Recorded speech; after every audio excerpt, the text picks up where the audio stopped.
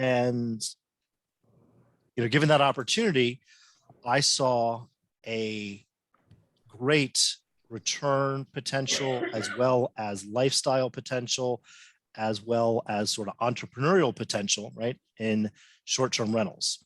So I dove in and ended up doing about 3 deals in the summer of 2018. And I didn't really set out to do 3 deals, but I found a wholesale deal, and that one needed some work. And so then I found an MLS deal, and it turned out that the seller of that MLS deal had a second cabin. So I ended up doing an off-market deal. So I kind of got a lot of exposure real quick in one summer of 2018, and took 3 cabins. We focus on getaway destinations. We think the best returns available are to find places where people have traditionally had family type getaway spots. So a lake house, river house, somewhere in the mountains, somewhere in the woods. Just ask yourself, where do you like to go for a weekend? The beach works as well, but we kind of like these getaway destinations. And so, long story short, when I scaled from 1 to 3 and then 4, we really started to be able to test and dig into technologies and tools and techniques that allowed us to go from $4,000 or $5,000 a month to scale to 6, 8, and now post pandemic, numbers like $10,000 a month gross revenue per unit. So that's quick background. I won't monologue too long.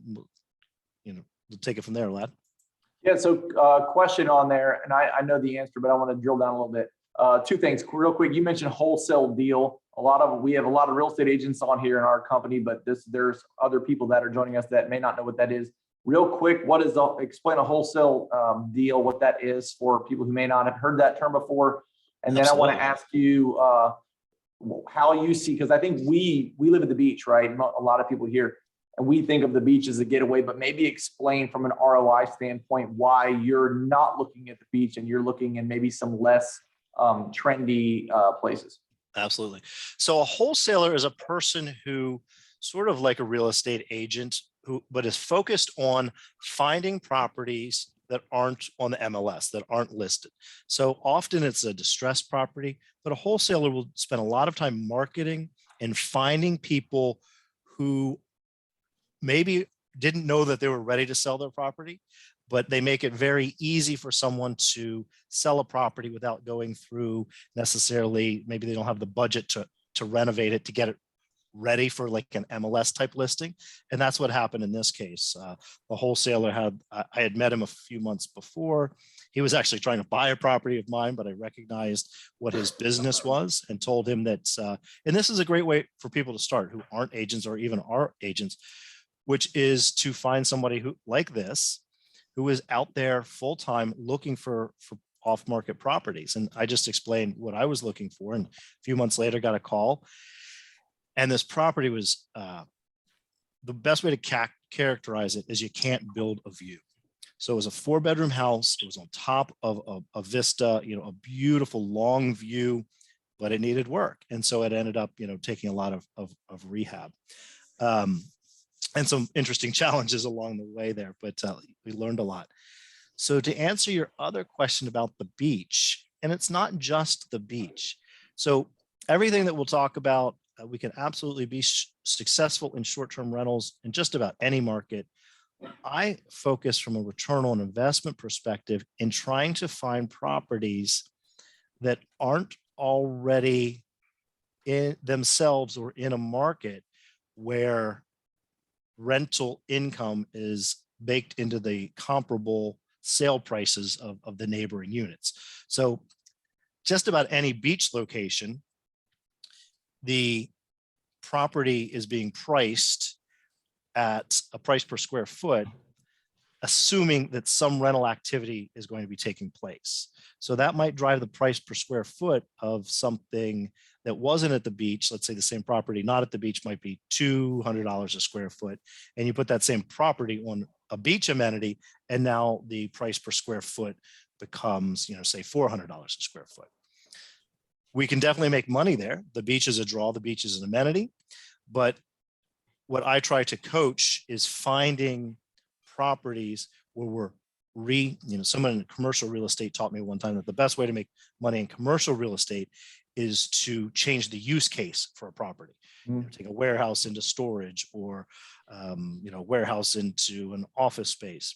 It's the same sort of idea here. If we can find properties in areas that have not historically been used as rentals, that don't have rental incomes baked into their price per square foot, then we can get this extra lift in our return on investment. And that's where I try to focus.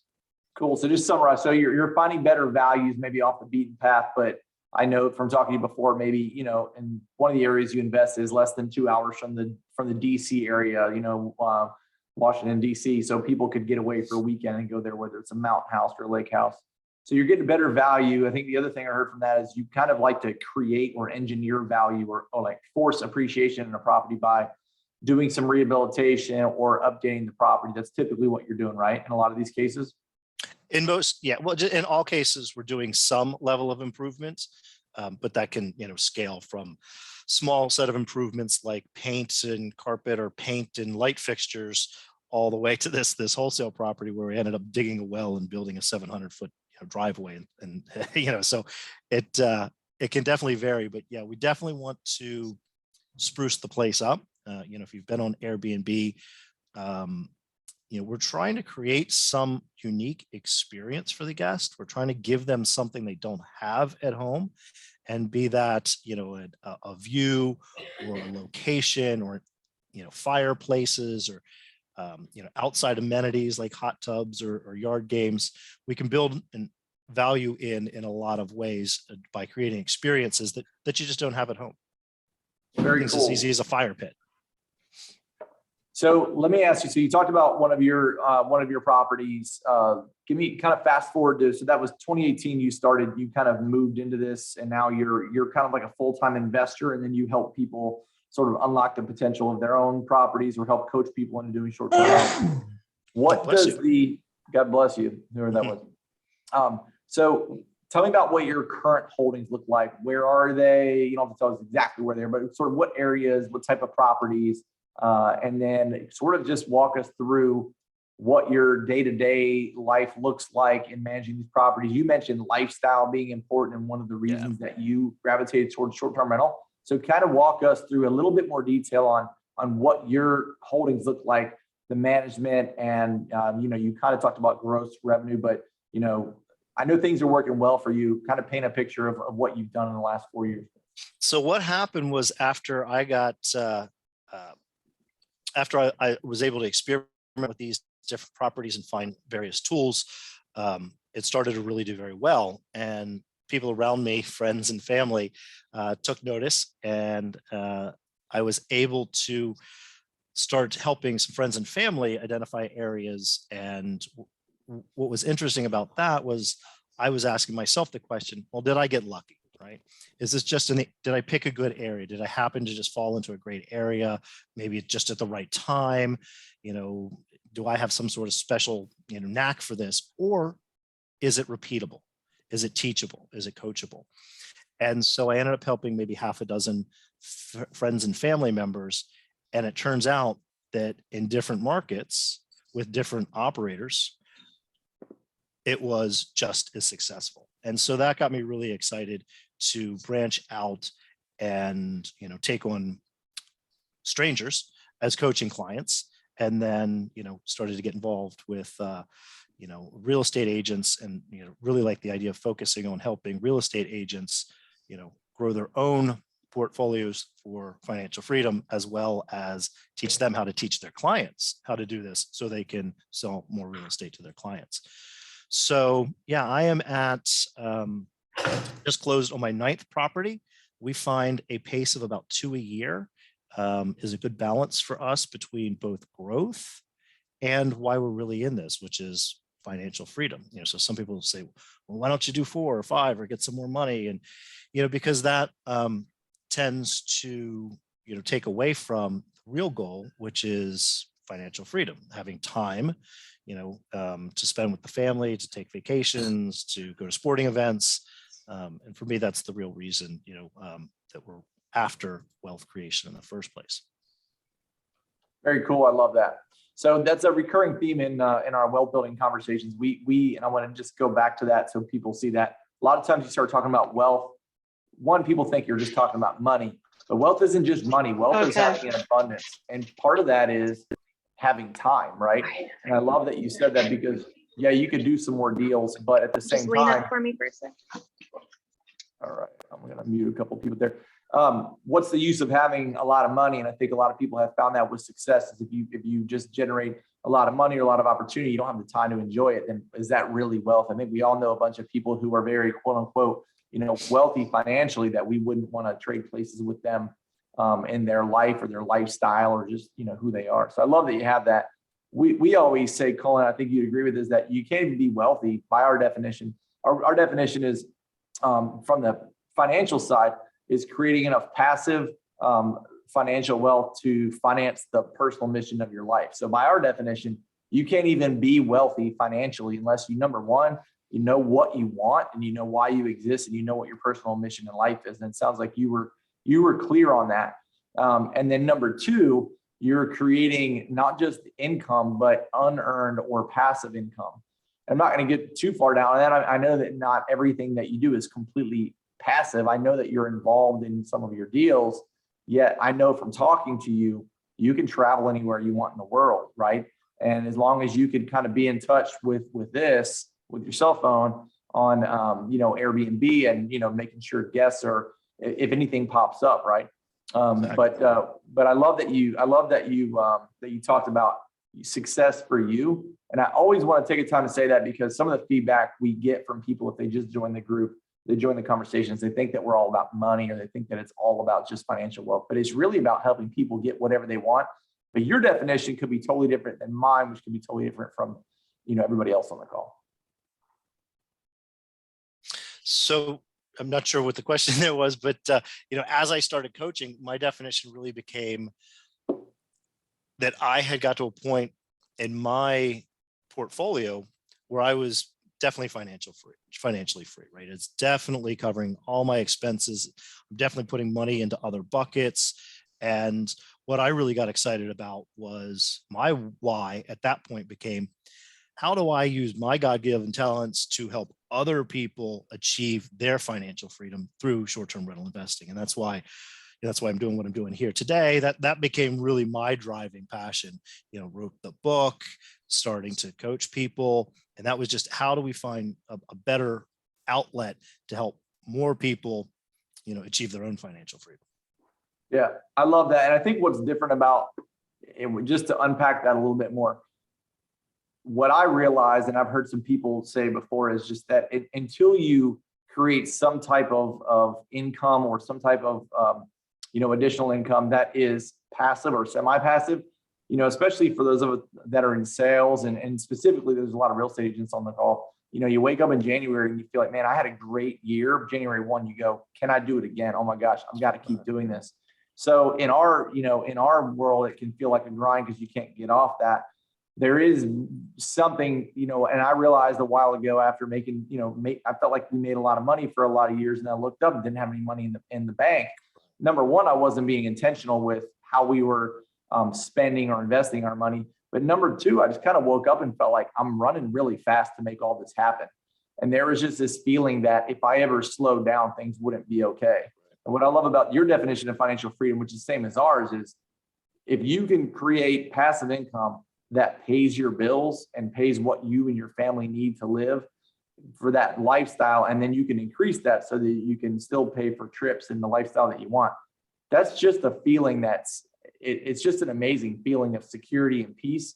And I know for me, and it's not for everybody, but for me, I realized that until I got to that point, until I pursued that I probably was always going to have a lot of anxiety or just almost fear around money. Like I would always have to keep going. Does that resonate with you? It does. And I think it lends that whole concept lends itself to why short-term rental investing is a little bit different than other types of investing.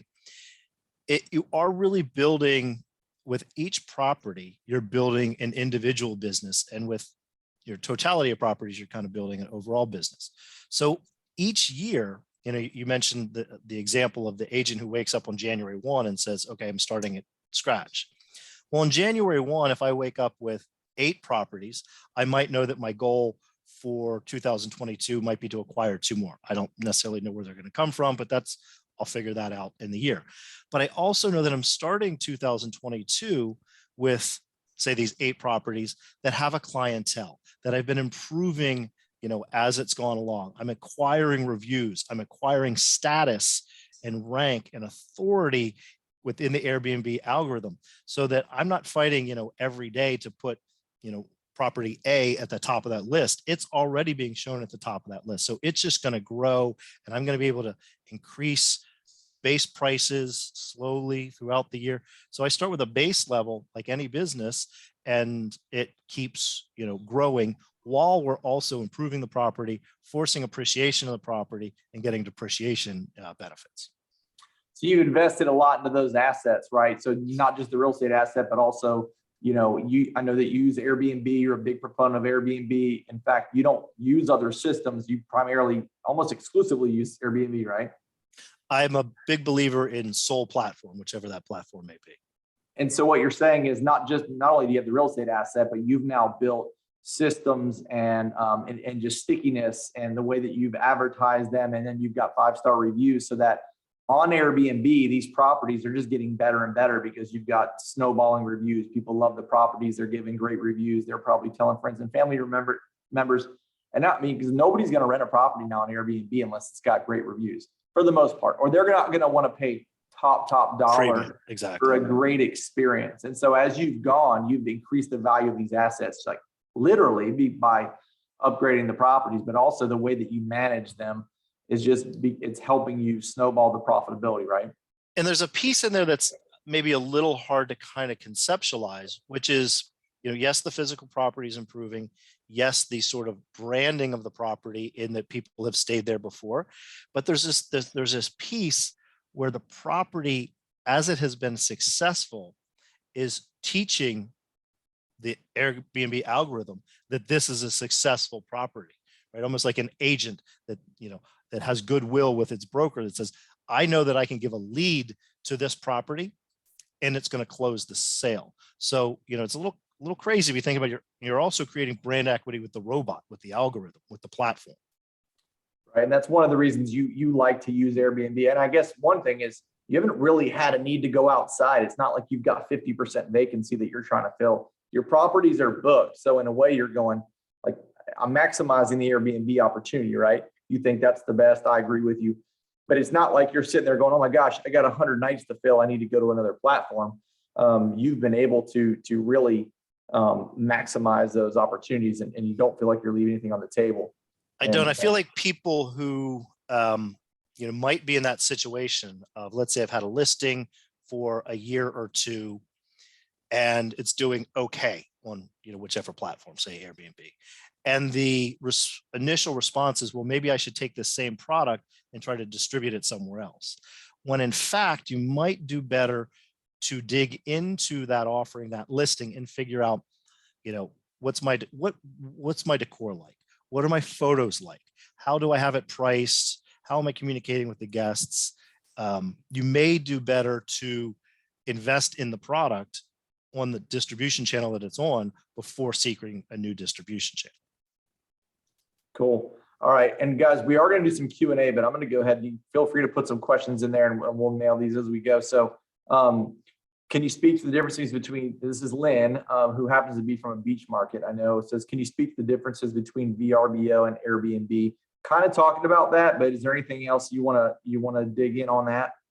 I mean, you know, both platforms, you know, are good. You know, talking about the beach and VRBO. So Lynn, for example, if you're just on VRBO right now and you're in the beach market and you're doing, you know, well to really well, I wouldn't say you should, you know, add a second platform, right? So VRBO has historically been very strong in the, you know, the historical, I'm going to go rent a beach house for 7 days, you know, through the summer type of market. So if you're doing, you know, well to very well, in VRBO on a week-to-week, 7-day type of market, then again, stick with it and just lean into getting yourself, at the top of that market. Mhm.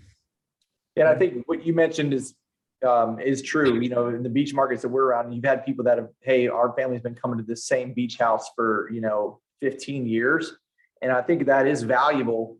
There's a point also, the other piece of this, because look, we're talking about wealth building, right? And some of us have bought properties in the last few years where it may not be, and I don't mean to sound cold-hearted from this, but the ideal scenario for you as an investor may not be to rent to these families that have been renting the same house for 15 years. In some cases, some of these property management companies in the past have not increased those rates over the last 15 years. Well, we all know that everything's more expensive, right? Everything's more expensive now than it was 2 years ago, much less 15 years ago. So I personally have had a couple of properties, beach properties, where there was property management before, and we're self-managing now and going, hey, one of them I have a partner on, and we're saying, I understand that they've got a whole backlog of people that want to rent this place, that rent it forever. And guess what? Everybody's on Airbnb, and the people on Airbnb are willing to and want to pay a premium price for a premium property. And as an investor, there's more profit in it for me. And the other thing that I found is, by investing in the properties to make them great, the people are happier. Like, we're not getting complaints because the properties are top notch, right? We're not getting calls anymore that things aren't working. Whereas when we were getting lower returns from the property management company, the old beach rental companies, the gross income wasn't there to justify redoing bathrooms and redoing everything.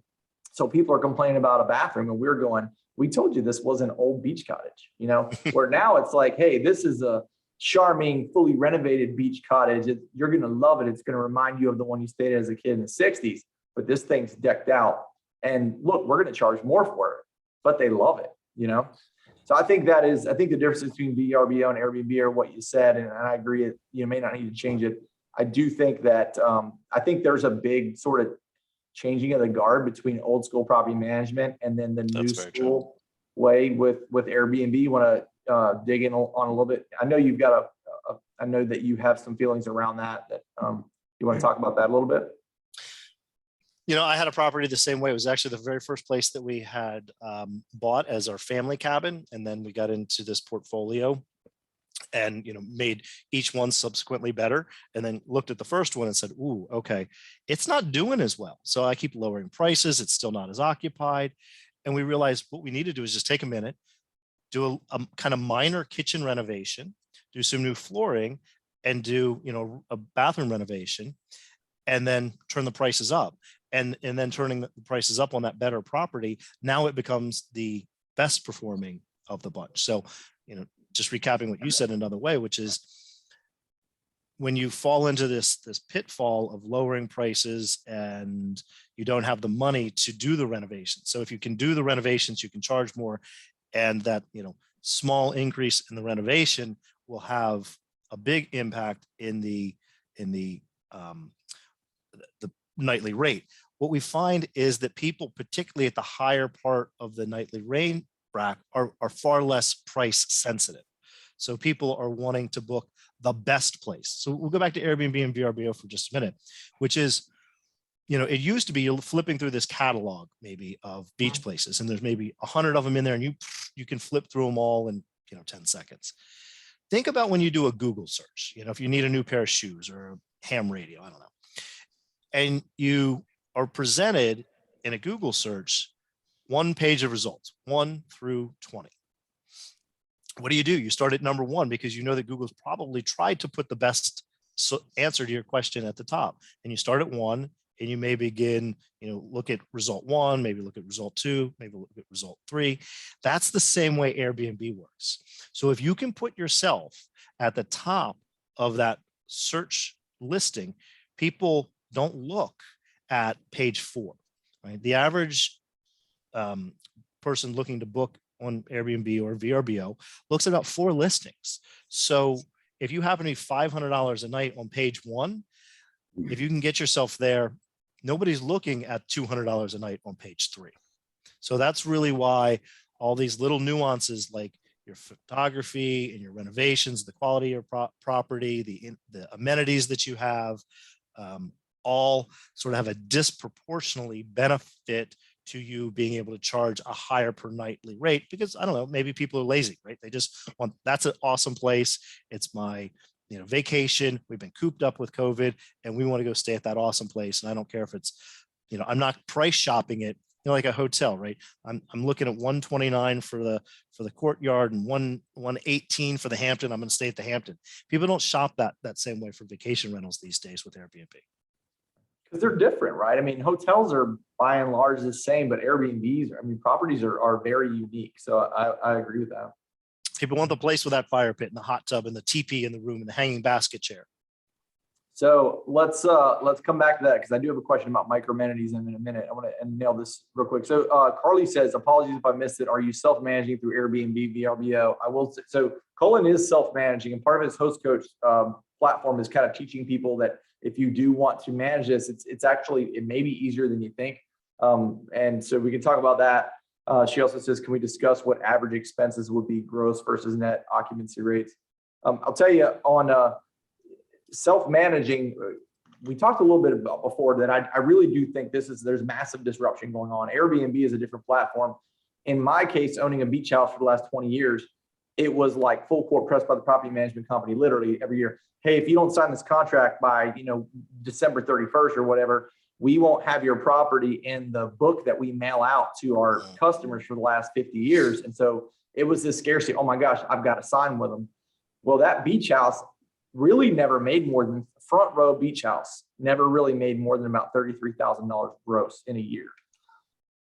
5 years later, our probably worst performing property, which is a duplex in town in Wilmington, short-term rental, 2-bed, 2-bath, kind of near campus, nothing special, does more than that, does more than a front row beach house, which is kind of embarrassing. But you don't need that anymore. I don't need the old school property management company to give me those eyeballs or the guest list. The guest list who stayed there for the past 20 years is actually worthless to me if I can book it on Airbnb.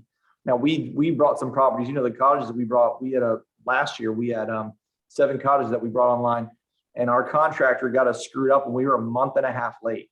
This is a true story. We released them to the market on Airbnb in mid-July and they booked up instantly, and we didn't miss any rental by coming to the market late, right? And that's a good illustration. I didn't need any. We had a history of who rented them in the past, but the people who rented them in the past are not the people who are renting them now. So I just think there's a big changing in the guard. In our case, we are self-managing. And then I would add to that I think you have to look at it like a business. It's not fully passive that you can just sit back. So I think somebody does need to be actively managing. In my case, I have someone full-time that does it for me. So self-managing, but someone's doing it. You want to talk about what that looks like for you, Culin? Yeah, we self-manage at 9. And the way we're able to do that, instead of just saying, let's talk about why and how. So there are tools that are tangential to Airbnb. And when I say Airbnb, just know that I'm referring to, all the OTAs, online travel agencies. So these guys have opened their data up to third parties, and one of which that is a complete game changer is called Price Labs. And this is a pricing tool. So it connects to your listing, but it connects to the Airbnb database as a whole. So it knows in Wilmington, in your neighborhood, what the exact number of searches are for a given weekend, and how that compares to last year, and how that compares to the occupancy in the neighborhood. And so sort of like an airline, the person's left and right of you is always paying a different amount. So it is taking the exact instant demand, how many people are looking in this neighborhood, and taking a base price that you set. So let's say you say $200 a night is your base price. It will then bump that price up or down based on demand. So if I was using just a flat pricing model, $200 a night, next weekend might be $200. Well, there might be a concert coming to town. There might be an event happening. There might be a college graduation. It might be a sunny weekend. The Price Labs price model will then change your pricing automatically to maximize the nightly rate that you're going to get. So that is a profit maximizing tool, but it's also a time saving tool. You don't have to think about your pricing very much. You pick that base price and it changes your pricing for you up to maximize your average daily rate and down for near-term occupancy to get you booked for full occupancy. So that's one really important tool in saving time that allows you to compete sort of at a level of like Marriott with other hosts. And only about 5 to 10% of hosts use a third-party dynamic pricing tool like this. So this is a great way to set yourself apart. When we're talking about, how do you get to page one? Well, that's one of the ways you do it. Another hugely important tool is a tool called Hospitable. And Hospitable is an automated messaging tool. So when a guest inquires to my property or books my property, they get an automatic response tailored for that property that says, here's the confirmation, you're confirmed, and here's your dates. But here's everything that you need to know about planning your trip to Wilmington. Here's the things to see. Here's the restaurants not to miss. Avoid this bridge. Anything that you would want to tell your best friend coming to visit you as a concierge type service. So there it is. Everything's laid out for them to plan their trip. You haven't lifted a finger yet. And then a few days before they arrive, you're going to get another message. Here's the exact directions. Here's the Wi-Fi code. Here's the code for the front door. This is where you find the grocery store. So your exposure, your time as the operator, particularly when we're talking about one unit, is only to answer any very specific question that you've not already addressed in this sort of FAQ automated message. In fact, Hospitable even writes a review for you if you let it. That was my biggest hang up when I started to scale into 4 or 5 properties. I got real tired of writing, this was a great guest, I'd love to have them back. We have a delay on that. So if they weren't a great guest, you can jump in and hold that review. But from a self-managed perspective, your pricing's taken care of. Once you have your listing up, the listing's running itself. Airbnb is doing the marketing for you. Price Labs is adjusting your prices based on demand. Hospitable is sending 95% of your messaging. And then you're left with just maybe coordinating with your housekeeper. I put up a Google Doc with my reservations at the beginning of the month. Here's all your turnovers. I have a great housekeeper. She handles the turnovers.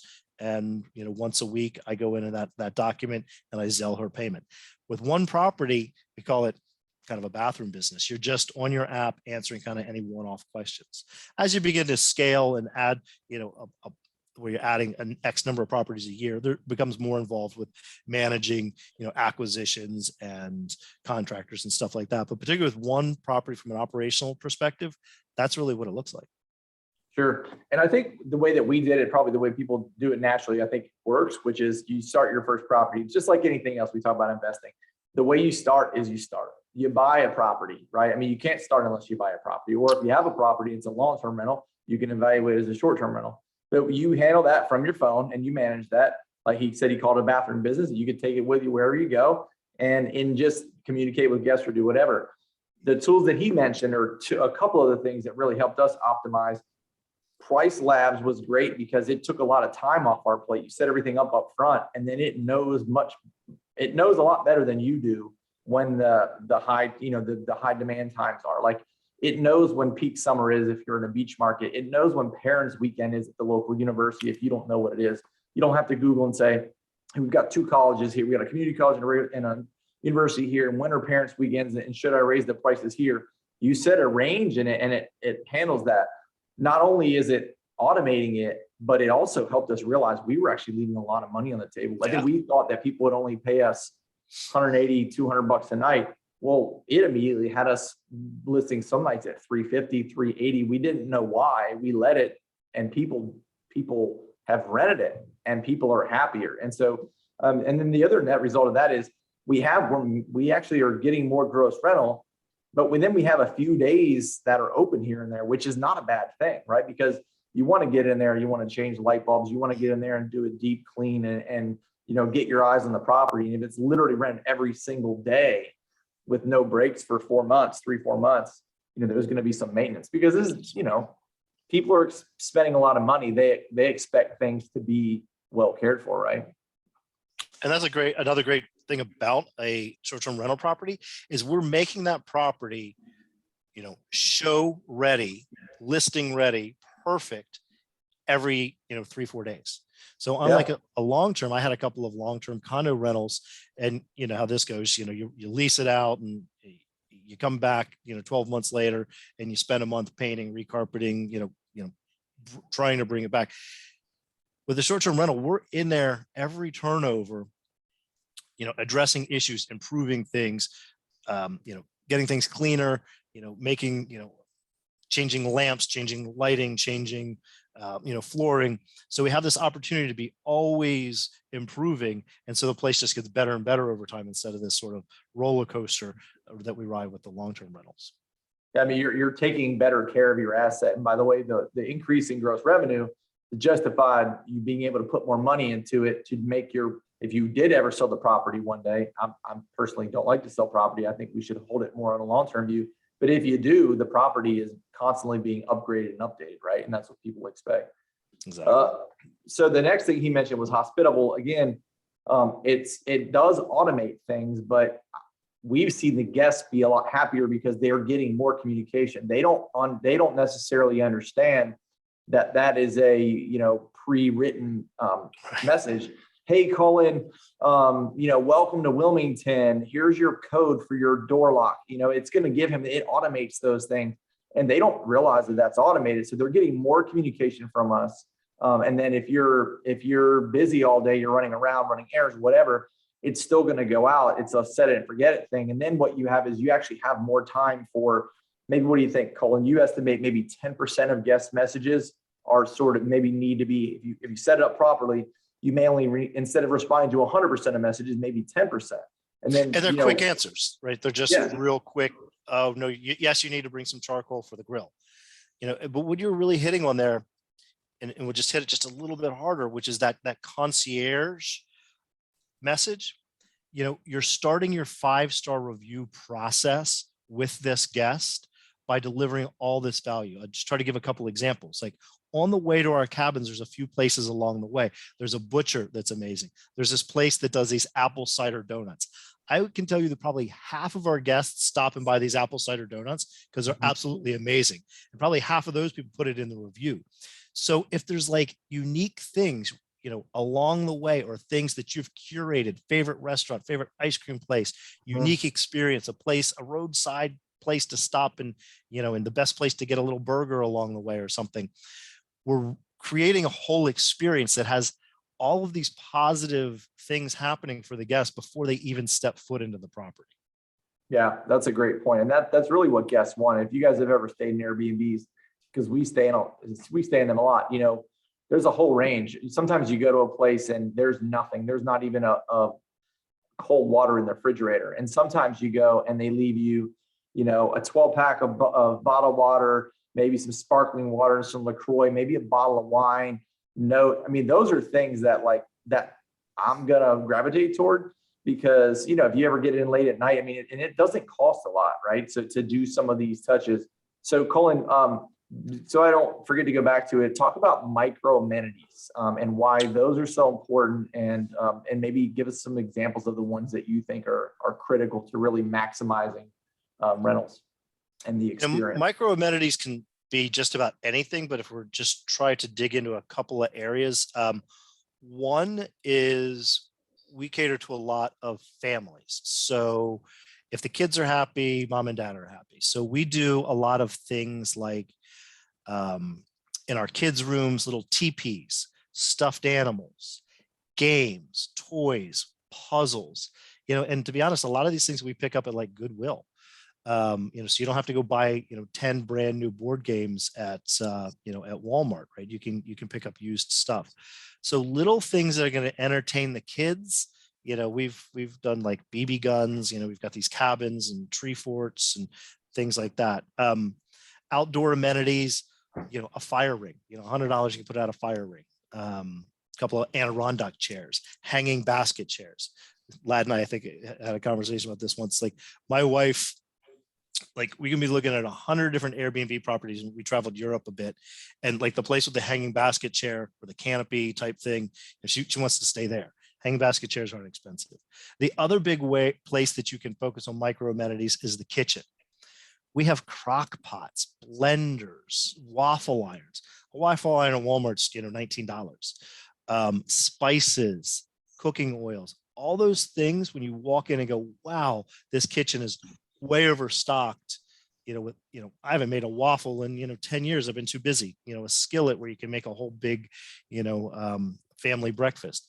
So just little things like that take it over the top to give an experience when you're getting away. Maybe dad likes to cook the big country breakfast, or mom wants to put something in a crock pot and go hiking for the day, and then come back and dinner's ready. So little things like that in the kitchen for the kids and for the outdoors are great examples of what we call micro amenities. Yeah, and when you do those things, also, like, this is why checklists are important, because things do disappear from time to time. I mean, somebody breaks a crock pot lid or whatever, so you do need to have checklists. Or if a guest communicates and says, "Hey, when to use the crock pot, but the top's broken," no problem. We're gonna bring you one tomorrow. What else can we do? Here's a bottle of wine, because it's hospitality, right? Yeah, and that's a good point. The hospitality is, and let's talk about hospitality. So we've talked about as a real estate investment. We've talked about it operating it as a business. Let's talk about the hospitality part. It's fun. It's rewarding. People are having, a great time. We have people getting engaged. We have people, for like mini honeymoons, anniversary trips. People are generally very happy. And, most of us like to make other people happy. So it's very rewarding to be a great host. When you just think about your own home, people come over, they have a good time. It feels good.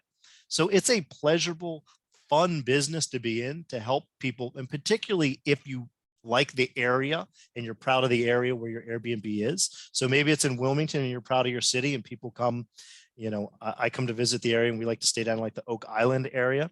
If you're passionate about a place where you're picking, we always say find your where. It's part of the book. Like, often I'll get asked the question, what's the most profitable market in the United States to operate Airbnb? That's not the right place to start, because first of all, you're chasing 100 other people reading the same list. Find an area that you're passionate about, be it the mountains, be it the beach, be it a winery area or a state park, right? So that you can share that with other people, and it feels good, and therefore it's fun, and you're energized by it, and you pour your energy back into it. Yeah, and so here's a little benefit too. So Culin's properties are in the mountains. Ours are generally at the beach. So if in general, we're improving the properties, and we're making them nicer, more luxurious than we would have otherwise, because the rent supports it, and it's actually causing us to have more gross income. And then ironically, there's even some more free days, right? Because when you're charging premiums, you make more in gross, but there are some times where there's 1, 2, 3 days where it's not rent here and there. So then as an owner, I've got the ability to go there, take my wife, take my kids there. It's good to go check it out, because you need to get your eyes on it. And hey, we got to fix this or whatever. But when I'm there, that's also, because it's investment, that's a tax deductible trip for me, right? So if in Culin's case, if he's got to drive to the mountains to check this thing out, and I'm not stretching this, that's a tax deductible trip. You can go there, you can have fun, you can take your family. You're going to probably do a little bit of work while you're there, but so it's just like a win-win-win. You're giving the guests a better experience. You're improving your property value because the rent supports it. And then you're actually having more free time to go and use it yourself. And because it's an investment, it's tax deductible for you. Right? Yeah. And who's losing there? Yeah, my son's 13, and he's always asking, we have a cabin work on this weekend, because he wants to go fishing. Yeah, very cool. So circle back Carly's question, and guys, if you have any other, save up your questions. We're gonna roll for about 13 more minutes. Let me just get through these real quick. I think we answered this one. Carly asked a question about, can we discuss like average expenses, what they would be, and gross versus net? I don't know. I mean, obviously that can vary a lot, Culin, but do you have sort of a general rule for ratios or percentages? I know there's a lot of talk on that, the bigger pockets. So I'll do a quick, plug for the book. Host Coach, available on Amazon. Page 38 of this book has a complete P&L. Your numbers may be a little bit different, but it's got categories for, you know, your rent, your utilities, cleaning, all the things that are specific to a short-term rental. What we find is we bring about 50% of the gross to the bottom line. Some properties a little bit more. Sometimes when we're doing, you know, as a portfolio, when we're doing a lot of investment in new properties, a little less, but a good rule of thumb is we bring about 50% to the bottom line. And is that net operating income? So that would be net That's of your net. But is that excluding what your debt payment could be, or is that including what you think these quote unquote average mortgage payment would be? So again, it's for my properties, and again, you know, you can plug into the same chart, but that is net. That's, you know, mortgage, interest, property taxes, cleaning. And that's a biggie that a lot of people don't. You know, if you're looking at a $2,000, you know, a $2,000 mortgage payment, you may also be looking at, you know, $2,000 in, you know, cleaning may be an even bigger component of your cost structure than your mortgage. Maybe another thing for people to sort of throw out there, if you are trying to perform a P&L like that, there are a couple of really good tools that'll help you estimate that top line gross number. So one is on AirDNA and it's called Rentalizer. The other is called Rabbu, R-A-B-B-U, where you can plug in an address for a property that you're evaluating, and it will use neighborhood comparables to give you an estimate of your top line gross annual revenue.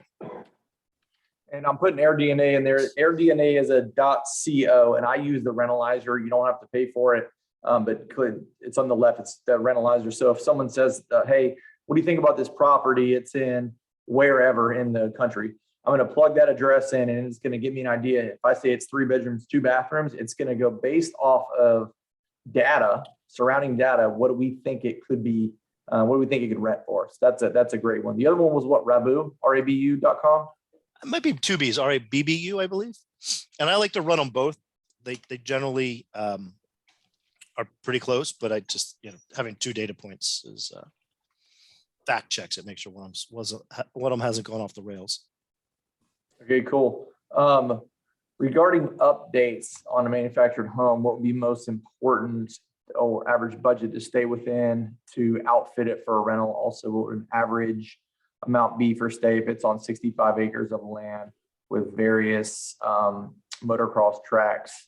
So that's Aaron. I know that's a cool property. Hi, Aaron. That would be one you should probably visit next time you're here, Culin. Hi, Aaron.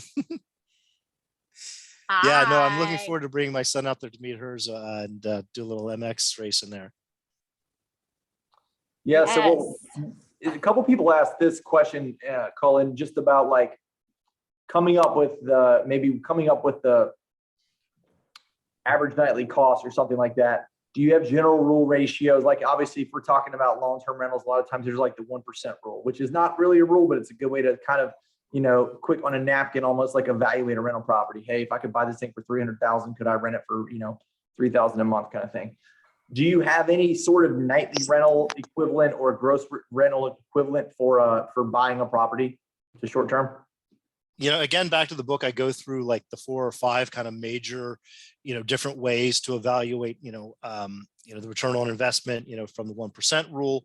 In short-term rentals, you know, we usually think of that more like a 3% rule is how much more you can make to, you know, cash on cash returns, ROI returns, to calculate all those things. But it really starts with, let's start to determine what is the gross that we expect, and then to kind of run through this P&L, you know, what should I expect for utilities? What should I expect for internet?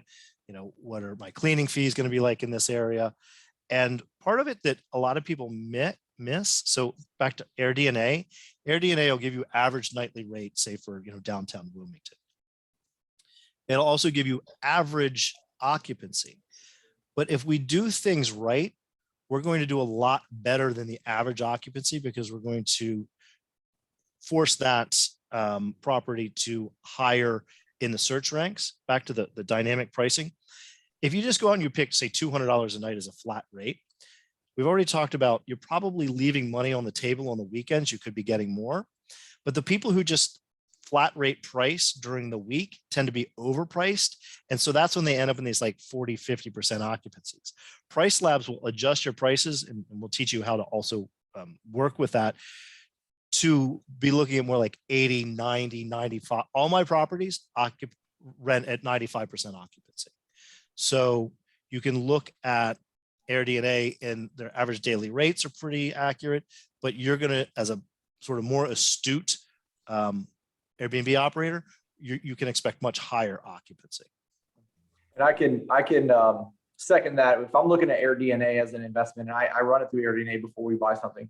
If AirDNA gives this example that we could gross 40 grand a year in our area, I know from experience that we can outperform that. Like you said, that's average. And so we're going to make it nicer, and we're going to market it better. We're going to follow Culin's advice as far as like micro amenities and all these things. And so Host Coach is a great book, and all of Culin's, all of his content is great, but it literally gives you tools and things that you can use and things that you can outperform that. So if it's, and obviously, I don't know everybody's area, our experiences, if it says you can do 40,000 gross, we can do 50, 55, 60, maybe sometimes 65. Those are just results that we've had. Couple of questions I'm going to run through. So Culin, real quick, all of your 9 properties within quote unquote 2 hours of DC. And I guess the bigger question is sort of like location. You talked about within a couple hours of a major metro area type thing is one of your strategies. Is that right? Yeah. I did a presentation down in South Carolina for a KW agency a couple months ago, and I didn't know anything about the state. So just to have some real live examples, I did a Google search, sitting in my hotel room the night before my presentation, and I said, best getaway locations, things to do in South Carolina, best weekend getaways in South Carolina. And Google came back with a dozen ideas. This state park, that state park, this beach, this, downtown area, this winery area. So that is a great way to start.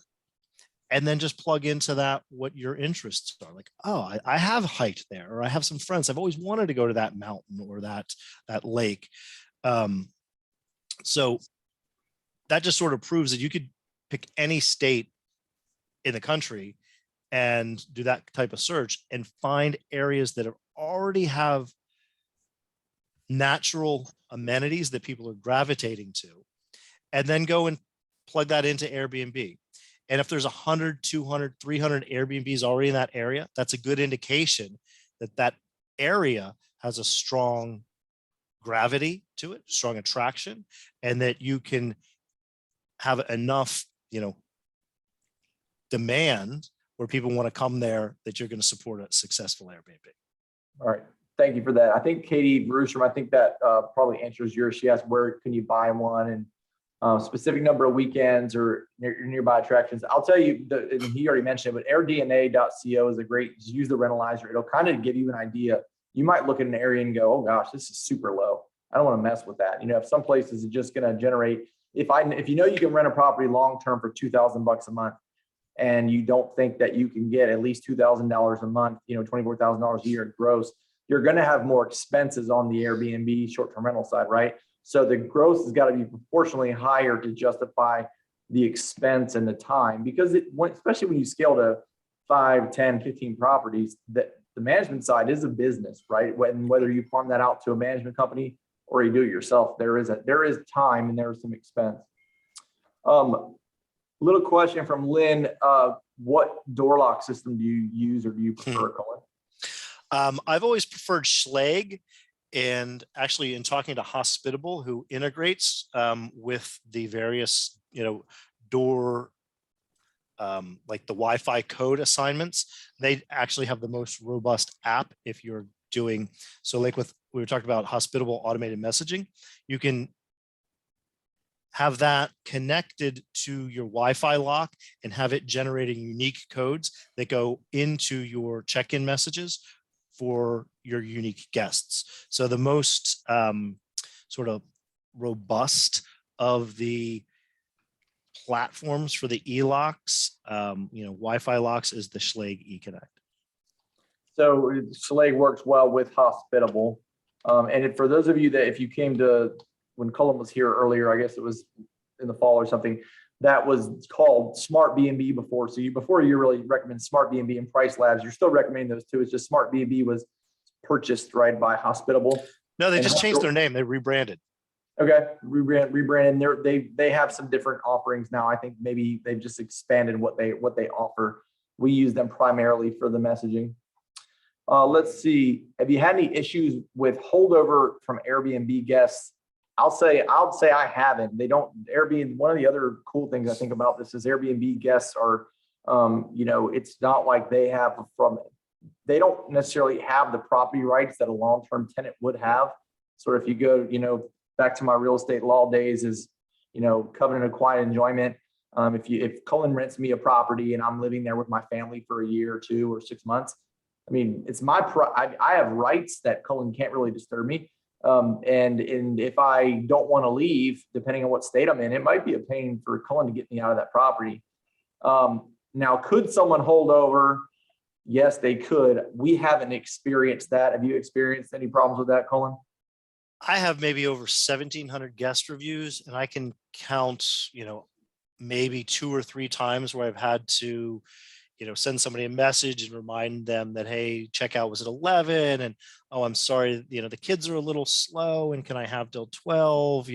A few little negotiations like that, but nobody who's ever wanted to stay a whole extra night, anything like that. Just people running a little behind. It's tough to get, particularly sometimes it's hard to get out of a hotel room at 11 a.m. But you got a wife and kids and a couple of kids running around. Sometimes it takes a minute to pack up and get everybody out of there. It's more that type of headache. Cool. May I have time for one more? So Culin, how can they find you? How can somebody find you online or connect with you if they're interested in learning more about what you do, or maybe talking to you about coaching or something like that? Yeah, the best way to connect is on our website, which is just hostcoach.co. There's information about us and our coaching and a Calendly to sign up, to have a chat. The book is available on Amazon, just Host Coach, and it's a full blueprint for all the things that we've talked about here. And then if you're interested in kind of following along behind the scenes, we have a fun Instagram, which is just @host_coach.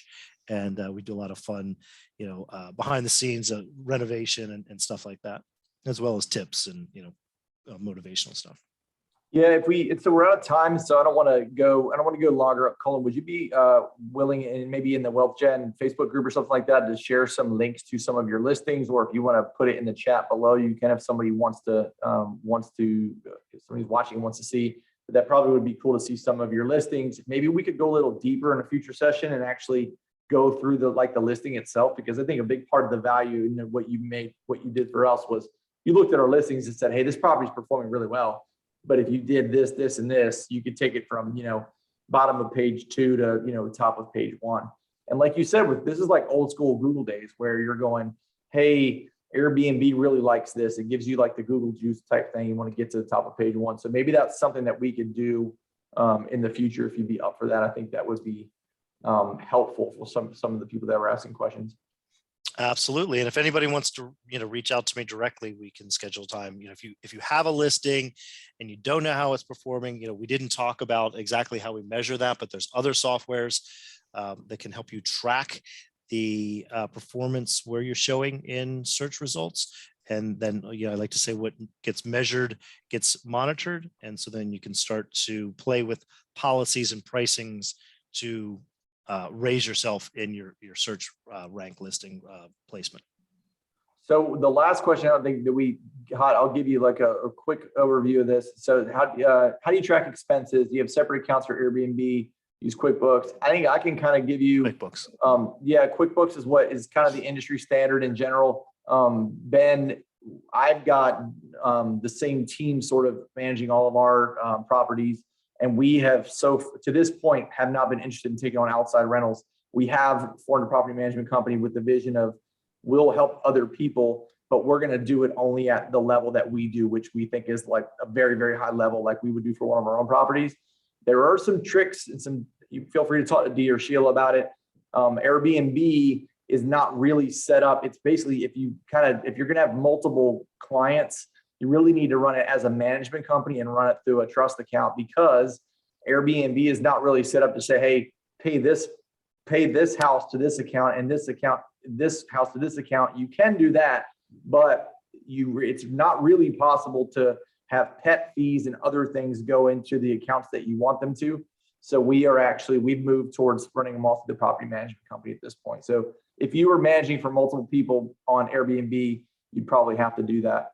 And then Culin says, someone says, talk about insurance when you offer a pool or hot tub, and Culin says proper insurance. All right, so cool. proper insurance is a commercial policy that was written from the ground up for short-term rentals and underwritten by Lloyd's of London. So, if you just go to your retail insurance provider, you're probably not going to be on a commercial policy. So first and foremost, you need to be on a commercial policy for this business use case. So there are probably people that can write you on a commercial policy, but the quick answer is proper insurance is sort of written from the ground up a policy as opposed to ridering onto other commercial policies. And they've really just, dotted the I's and crossed the T's on all of the risks that are associated with short-term rentals. And, things like if there's a loss and your loss of income for a week or 2 weeks or a month, things like that are worked in the policies where they have like income replacement for short-term rental revenues. And that's great. And then I would add on that too, especially if you have multiple properties, very, very cheap insurance to get is umbrella coverage. So like I can have umbrella coverage for my wife and I, if we own multiple rental properties and some with different partners. If there's ever a lawsuit and there is a non-coverage or, damages in excess of whatever our coverage is, I've got a personal umbrella policy, it's just really cheap for some added protection. So you can sleep well at night. Culin, this has been awesome. You are such a wealth of knowledge. We talk for hours, but I want to respect your time and everybody else's. So we'll cut it off, give you the last word. And then if you're open for it, I'll ask you publicly so you can't say no, but you'd be open for a deeper dive in the future, maybe to show some listings on Airbnb and go a little deeper. Of course. Awesome. Anything else you want to leave us with? Just go get them, guys. Step to the plate. If you're, figure out what your next step is. And if you need any help, make a list of what your next steps are. And if, the next thing is standing in your way, drop me a note and I'll see if I can help. Yeah. And I'll leave you guys with this. I mean, we talked about it before just for a moment, but I think the next step for some of you guys, if a lot of you guys are on here, you may want to fine tune, or you might have a long-term rental that you're thinking about short-term. I think that if you haven't, the question is you just got to find a property and you got to get your foot in the door. Your first property might be not the best one you ever do. It probably won't be, but until you actually do one, a lot of these things are just theoretical, and you're going to learn just like anything else in life, just like you learn to walk, you're going to learn to walk by falling down. And so the quickest way to learn and succeed is just get in the game and fail early and fail often. Step to the plate. Thank you guys for hopping on. Culin, thanks again for your time. We'll see you guys back on the next Wealth Wednesday. Will be the first Wednesday of May. All right, guys. You guys out there. Thanks, Culin.